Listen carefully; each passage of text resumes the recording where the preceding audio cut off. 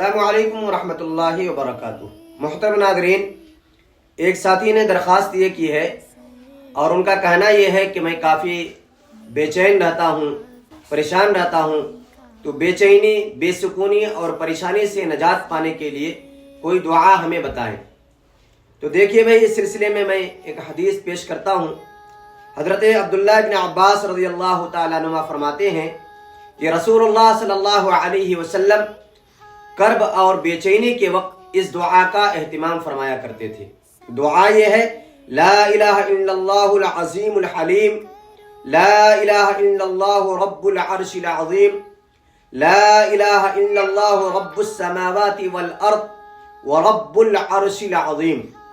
आप भी इस दुआ का एहतिमाम फरमाएं। अल्लाह की ज़ात से उम्मीद है कि अल्लाह तबारक व तआला आपकी परेशानी और आपकी बेचैनी को दूर फरमाएंगे।